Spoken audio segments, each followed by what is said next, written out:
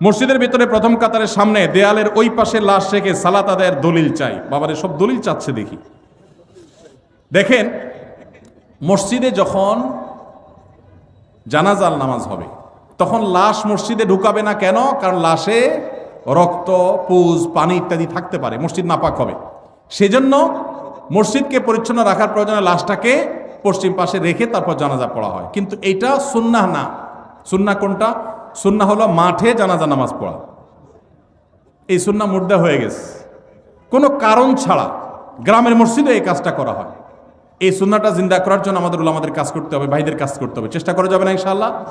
ফরজ নামাজ হয়ে যাবে, বাইরে এসে জানাজা নামাজ পড়বেন। আমি যেখানে জুমা পড়ি আলহামদুলিল্লাহ এভাবে আমি জানাজা নামাজ পড়ি। আমি সারা জীবন যেখানে যে মসজিদে গেছি আমি চেষ্টা করেছি এই সিস্টেমটাকে জিন্দা করার, সুন্নাত জিন্দা করার। আরেকটা সুন্নাত আমাদের জিন্দা করতে হবে, সেটা হলো ঈদের নামাজ মসজিদে পড়া সুন্নাত না মাঠে পড়া সুন্নাত? ঈদের আনন্দই মাটি হয়ে গেছে পোলাপালেন এখন মসজিদে মসজিদে ঈদের নামাজ করে। আমি আমার শৈশবের কথা মনে পড়ে, একটা ঈদগাহ ছিল আমাদের পুরো ইউনিয়নে, অনেক দূর থেকে সেখানে যেতাম, যে আনন্দ পেতাম। এখন ঘরে ঘরে মসজিদে মসজিদে ঈদের নামাজ। কেন?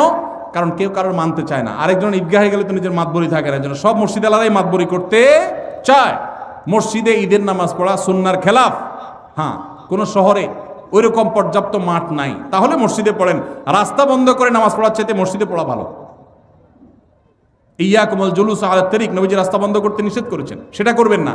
কিন্তু তাই বলে মসজিদ বাদ দিয়া, মাঠ বাদ দিয়া বিনা কারণে মসজিদে ঈদের নামাজ পড়বেন না, উন্মুক্ত জায়গা পড়বেন। এই সুন্নাহটাও জিন্দা করা দরকার। ঈদের যে আনন্দ সেটা এখন নাই।